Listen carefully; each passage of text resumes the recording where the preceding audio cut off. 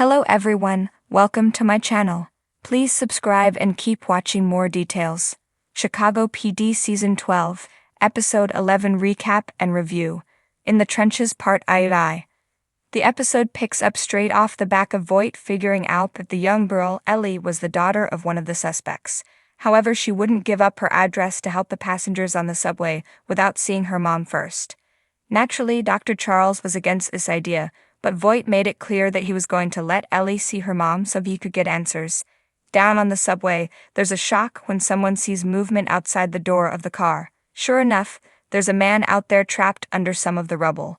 Ruzek and the Morse code guy get him out, only for Ruzek to realize that he's wearing one of the jumpsuits that the suspects were wearing. Ruzek is sure that he's one of the guys that caused this. However, there's a much bigger issue.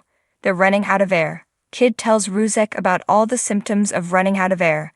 Kid needs to get a message to the top, which means everyone is going to learn that they're running out of air. This naturally causes panic, but Ruzek has a way of keeping people calm for now. They just need to hope that Firehouse 51 can get down there. They only have a few hours left though. Of course, while there is a big focus on getting people on the subway car out, intelligence also needs to get to the bottom of the situation. It sounds like it could be an inside job. However, it's not the guy that was found outside the train.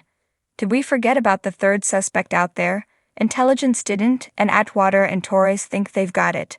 They and Voight head to station where they think they've found him. This is the guy that we saw at the hospital at the start of the Chicago Med part of the story. The guy tries to run and ends up trying to jump from one rooftop to another. He ends up slipping and needs Voight to pull him up.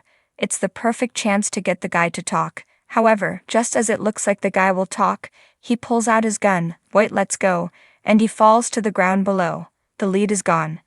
It turned out that he worked at the cancer center Margaret, Jane Doe, was treated. They were likely dating, and he wanted to help her get revenge for her medical issues. He knew all about Al Capone's tunnels and used them. The big question for fans was whether Trudy would survive.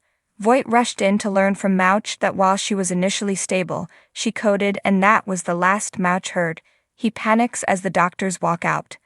Well, there's good news by the end of the episode. The cold therapy works and Trudy survives. The first thing Trudy wants to do when she wakes up is talk to Voight. She's able to give some of the details of the offender she searched and tells him of the hotel keys she found. It's exactly what Voight needs to get one step closer to finding the offenders. Once they get to the hotel, they're able to find schematics and details. This could help link to the person on the inside. It was someone either military or police. Is it possible that Bates was the one on the inside? She certainly hates the suits. Pascal and Severide head to the tunnels as they find a way to get to the subway. Dr. Archer decides that he's going with them. They'll need a doctor down there to help. Mouch and Herman also head down with them. The tunnels may be unstable, but they need to get to everyone on the subway. As the tunnel at the back end of the subway starts to collapse, there's a rush to get everyone to another part of the subway. I love that we see Pascal running into the action here. Herman was clearly feeling bad that he would need to sit on the sidelines while everyone else rushed into burning buildings, but Pascal shows that's not necessarily the case. When it comes to the most dangerous situations, the chief can lead by example. This is the job Herman can do. Back on the subway, the young college kid shares that she knows enough Morse code to know that the guy lied about the last message. It wasn't to ask about the one with the medical condition. Is he the other suspect? Considering we know someone on the inside was either military or police, it would make sense then that he would know Morse code. When Morse code guy, Duffy, but I'm going to keep calling him Morse code guy, takes Kid hostage, it looks like Ruzek will end up losing his man. Can Firehouse 51 get through the tunnel in time?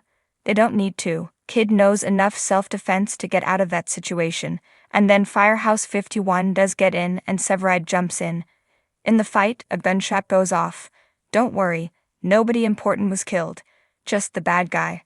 Firehouse 51 gets everyone from the subway car out through the tunnel and to safety. It's not all over though. There is still a focus on figuring out who was behind it all. And yes, it was Bates after all. While Morse code guy knew the Morse code, he wasn't the guy on the inside. Voight worked out that it was Bates from the notes in the motel room. While she initially tried to deny it, she shared the bad news. She had the same cancer as Margaret and decided that she deserved the money. With that, Bates is arrested. It's all over, and after what she did, shooting Trudy in the back, Voight isn't protecting her. It's a happy ending for everyone, except for the business guy who needed that hard drive back. Ruzek got the hard drive back at the end and handed it to Burgess. It now becomes evidence, and everything will now become public, including all the names of the cancer patients. In the gripping conclusion of the In the Trenches trilogy, Chicago PD Season 12, Episode 11 delivers a heart-pounding narrative that intertwines suspense, emotion, and the relentless pursuit of justice. Aired on January 29, 2025, this episode not only wraps up the crossover event with Chicago Med and Chicago Fire, but also delves deep into the personal and professional challenges faced by the members of the intelligence unit. Recap. The episode opens amidst the chaos of a city reeling from a catastrophic gas explosion that has devastated a high-rise building. First responders from all three departments are on high alert, working tirelessly to rescue civilians and contain the disaster. However, the true peril lies beneath the surface, where a group of 40 individuals, including 2 of their own, are trapped underground due to the explosion's aftermath. Sergeant Hank Voight, Jason Begg, is at the forefront, coordinating efforts with Chief Wallace Bowden, Eamon Walker, from Firehouse 51, and Dr. Will Halstead, Nick Gelfus, from Chicago Med. The collaboration highlights the seamless integration of the 3 departments as they pool resources and expertise to manage the crisis. Officer Adam Ruzek, Patrick John Pfluger, and firefighter Stella Kidd, Miranda Ray Mayo, find themselves trapped in a compromised subway tunnel. The air is thick with dust and tension as they assess their situation, realizing that their oxygen supply is dwindling. Ruzek, ever the pragmatist, tries to find a way out, while Kidd remains optimistic, providing a beacon of hope in the darkness. Meanwhile, Desk Sergeant Trudy Platt, Amy Morton, faces her own battle. After sustaining injuries during the initial explosion, she is rushed to Chicago Med, where her condition teeters between life and death. Her husband, Mouch, Christian Stolt, is a constant presence by her side, his stoic demeanor cracking under the weight of potential loss.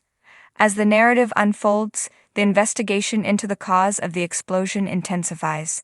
Detective Kim Burgess, Marina Squirciati, now a detective, partners with Officer Dan Torres, Benjamin Levy Aguilar, to delve into the origins of the disaster. Their inquiry leads them to a construction company with a history of safety violations, suggesting that negligence may have played a significant role in the catastrophe. The episode masterfully balances the urgency of the rescue operations with the meticulous nature of the investigation. The scenes underground are claustrophobic, capturing the desperation of those trapped, while the hospital sequences are laden with emotional gravity, showcasing the personal stakes for the characters involved. In a particularly poignant moment, Voight visits Platt in the hospital chapel. Known for his hardened exterior, Voight's vulnerability is palpable as he prays for Platt's recovery, revealing the deep bonds that tie the team together. The climax of the episode is a tour de force of tension and emotion. Firehouse 51, led by Lieutenant Kelly Severide, Taylor Kinney, executes a daring rescue operation to reach the trapped individuals. Simultaneously, Burgess and Torres confront the executives responsible for the safety lapses, leading to a confrontation that underscores the moral complexities of their profession. The episode concludes with a sense of cautious optimism. Ruzek and Kidd are rescued, emerging into the daylight, battered but alive. Platt regains consciousness, her first words a characteristically wry comment that brings a moment of levity to the somber atmosphere. The investigation results in arrests, ensuring that those responsible face justice. Review. In the Trenches, Part I stands as a testament to the strength of the One Chicago franchise's storytelling. The episode excels in weaving together multiple plot threads, each carrying significant weight, without sacrificing character development or narrative coherence. The performances are uniformly stellar. Jason Begg delivers a nuanced portrayal of Voight, balancing his authoritative presence with moments of vulnerability. Patrick John Pfluger and Miranda Ray Mayo share a compelling chemistry, their characters' camaraderie providing a glimmer of hope amidst the darkness.